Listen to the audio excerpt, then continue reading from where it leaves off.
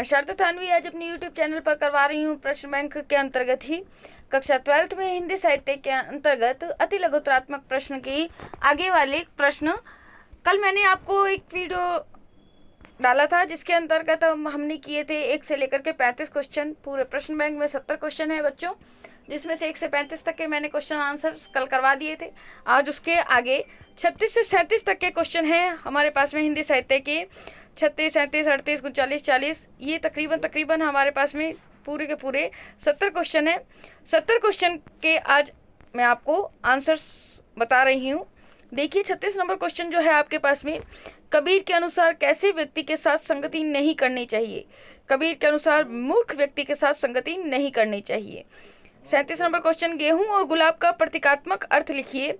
गेहूं बनाम गुलाब, प्रस्तुत निबंध में गेहूं को भूख मिटाने वाले अन्न के प्रतीक के रूप में बताया गया है और गुलाब को मानसिक तृप्ति और आनंद का प्रतीक माना गया है। भोर का तारा एकांकी में वर्णित गुप्त साम्राज्य का शासक कौन था? तो इसमें जो शासक था वो बताया गया है बच्चों स्कंदगुप्त। स्कंदगुप्त गुप्त साम्राज्य का शासक था। 39 नंबर क्वेश्चन, शेखर ने अपने जीवन की कौन कौन सी साधनाएं बताई हैं? साधनाएं बताई हैं छाया का प्यार और कविता को उन्होंने अपने जीवन की साधना बताया है। 40 नंबर क्वेश्चन है आपके पास में, राष्ट्र की वृद्धि कैसे संभव है? संस्कृति के विकास और अभ्युदय के द्वारा ही राष्ट्र की वृद्धि संभव है। 41 नंबर क्वेश्चन देखिए बच्चों, पृथ्वी वसुंधरा क्यों कहलाती है? पृथ्वी के गर्भ में अमूल्य निधियां भरी पड़ी हैं, इसीलिए यह वसुंधरा कहलाती है। निर्वासित कहानी के प्रारंभ की पंक्तियां कौन से भावों को अभिव्यक्त करती है? प्रश्न नंबर 42 है। निर्वासित कहानी के प्रारंभ की पंक्तियां कौन से भावों को अभिव्यक्त करती हैं? इसका आंसर है कविता के प्रारंभ की पंक्तियां उदासीनता, नीरसता और निराशा के भावों की अभिव्यक्ति करती हैं। 43 नंबर क्वेश्चन, निर्वासित कहानी में बाबूजी के दोनों बेटों के नाम क्या हैं? बाबूजी के बड़े बेटे का नाम राजेन, छोटे बेटे का नाम रणधीर। सुभाष बाबू के अनुसार अंग्रेज कौन सी भाषा समझते हैं? 44 नंबर क्वेश्चन है, सुभाष बाबू के अनुसार अंग्रेज कौन सी भाषा समझते हैं? सुभाष बाबू के अनुसार अंग्रेज शक्ति की भाषा समझते हैं। 45 नंबर क्वेश्चन, सैनिकों के लिए सुभाष बाबू ने कौन से 3 आदर्श बताए हैं? इसका आंसर, सुभाष बाबू ने जो सैनिकों के लिए आदर्श बताए हैं उनमें बताया है निष्ठा, कर्तव्य और बलिदान, ये 3 आदर्श बताए हैं। 46 नंबर क्वेश्चन, सुभाष बाबू के माता पिता का क्या नाम था? पिता का नाम था जानकी नाथ बोस तथा माता का नाम था श्रीमती प्रभावती। तो सुभाष चंद्र के बोस के पिता का नाम था जानकी नाथ बोस और माता का नाम था श्रीमती प्रभावती। 47 नंबर क्वेश्चन, स्वामी विवेकानंद के अतिरिक्त किस महापुरुष का सर्वाधिक प्रभाव सुभाष बाबू पर पड़ा था? उनके गुरु रामकृष्ण परमहंस और महर्षि अरविंद घोष का बहुत अधिक प्रभाव उनके ऊपर पड़ा था। विवेकानंद के अतिरिक्त उनके ऊपर पड़ा था रामकृष्ण परमहंस और महर्षि अरविंद घोष का। 48 नंबर क्वेश्चन है बच्चों, जगदीश चंद्र बोस के अंतरंग कवि मित्र का नाम लिखिए। कविवर रविंद्रनाथ टैगोर जगदीश चंद्र बोस के अंतरंग मित्र थे। 49 नंबर क्वेश्चन, वनस्पति जगत के जीवन की अविभाज्य एकता और गति दर्शाने वाले यंत्र का नाम लिखिए। तो इसका यंत्र का नाम है जो वनस्पति जगत के जीवन को की अविभाज्य एकता और गति को दर्शाता है, उसका नाम है क्रेस्कोग्राफ। उस यंत्र का नाम है क्रेस्कोग्राफ।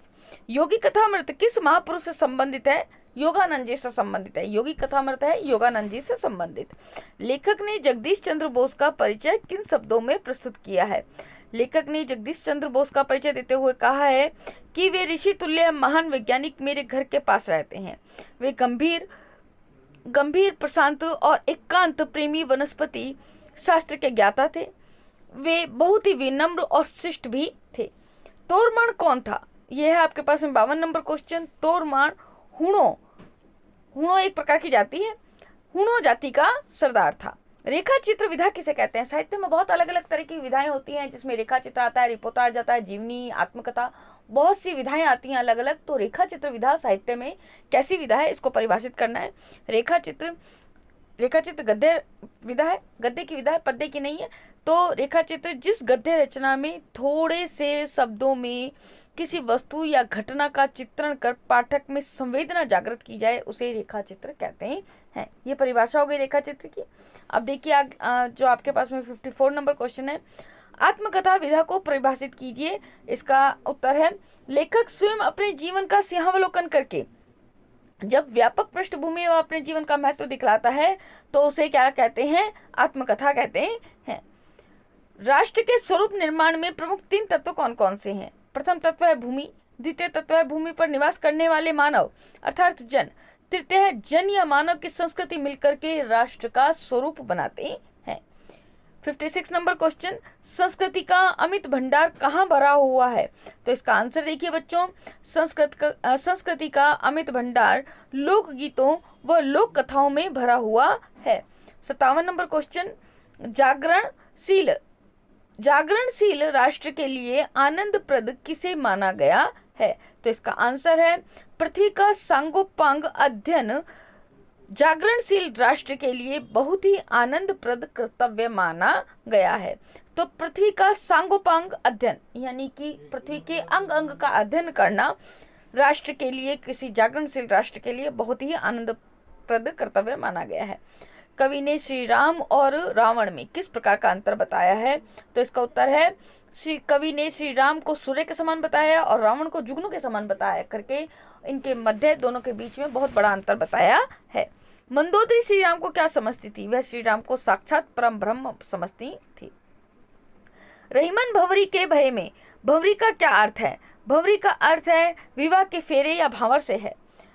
61 नंबर क्वेश्चन, रहीमन दाबे ना दबे जानत सकल जहान, रहीम के अनुसार किसे सब लोग जान लेते हैं? इसका आंसर है, कुशलता, खून, खांसी, खुशी और बैर, मित्रता एवं मद्यपान को तत्काल सब लोग जान जाते हैं। तो ये ऐसी चीजें हैं जिनको चाहे कितना भी दबा लिया जाए लेकिन वो दबती नहीं है और सबके सब सारी की सारी जगह फैल जाती हैं। 62 नंबर क्वेश्चन देखिए बच्चों, काज परे कछु और है काज सरे कछु और, इसमें रहीम ने मनुष्य की किस प्रवृत्ति पर व्यंग्य किया है? इसमें रहीम ने मनुष्य की स्वार्थी प्रवृत्ति पर व्यंग्य किया है और बतलाया है कि स्वार्थी लोग काम बन जाने पर उससे उपेक्षा का व्यवहार करते हैं। जिस व्यक्ति से काम सध जाता है व्यक्ति उससे उपेक्षा करने लगते हैं और उससे उपेक्षा का व्यवहार करने लगते हैं। 63 नंबर क्वेश्चन, यशोधरा दुखी क्यों है? पति सिद्धार्थ बिना बताए चुपचाप निष्क्रमण कर गए, यही यशोधरा का दुख का मूल कारण है। 64 नंबर क्वेश्चन, भारतवर्ष को प्रकृति का पुण्य तीर्थ स्थल क्यों कहा गया है? इसका आंसर है, भारत प्राकृतिक दृष्टि से सुरमय है, यहाँ पर अनेक पवित्र तीर्थ स्थल हैं, इसी कारण इसे प्रकृति का पुण्य तीर्थ स्थल कहा गया है। 65 नंबर क्वेश्चन, दुखी ना हो इस जन के दुख से, पंक्ति में यशोधरा ने जन शब्द का प्रयोग किसके लिए किया है? इस पंक्ति में यशोधरा ने स्वयं के लिए जन शब्द का प्रयोग किया है अर्थात सहधर्मिणी, पत्नी या अर्धांगिनी नहीं कहा है। राम रावण युद्ध किसका प्रतीक है? यह युद्ध धर्म अधर्म, सत्य असत्य, सदाचार कदाचार, शांति और अशांति का प्रतीक है। ये हुआ आपके पास में 66 नंबर क्वेश्चन बच्चों। 67 नंबर क्वेश्चन में देखिए, राम को शक्ति उपासना करने का सुझाव किसने दिया? जामवान, इसको आप अगर बोलने की भाषा में कहें तो जामवंत ने शक्ति उपासना का सुझाव दिया था राम को। सांस आशा में किसकी तरह लटकी हुई है? मछली की तरह। सांस आशा में मछली की तरह लटकी हुई है। धरती कितना देती है कविता में कवि ने बचपन में क्या बोए थे? प्रस्तुत कविता में कवि ने बचपन में पैसे बोए थे। अंतिम क्वेश्चन है बच्चों अति लघुत्तरात्मक का, प्रश्न बैंक का अंतिम क्वेश्चन। अति लघुत्तरात्मक में जो एक एक पंक्ति के क्वेश्चन आएंगे आपके पास में 10 क्वेश्चन आए नहीं हैं, उसमें आपके पास में अंतिम क्वेश्चन है। 70 क्वेश्चन मैं आपको करा चुकी हूँ अपने वीडियो में। इस वीडियो में मैंने 36 से 70 क्वेश्चन कराए हैं। इससे पहले वाले वीडियो में मैंने 1 से लेकर के 35 क्वेश्चन कराए हैं। धरती कितना बोती है? कविता में भारत माता का आंचल कैसा दिखता है? इसके अंदर प्रस्तुत कविता में भारत माता का आंचल कुछ हरा, धूल भरा तथा मैला सा दिखता है। तो बच्चों अगर आपको मेरे वीडियो पसंद आ रहे हैं तो प्लीज़ लाइक, कमेंट और शेयर करना बिल्कुल भी ना भूलें। चैनल को भी सब्सक्राइब करना ना भूलें ताकि मेरे आने वाले वीडियो आपको समय समय पर मिल सकें।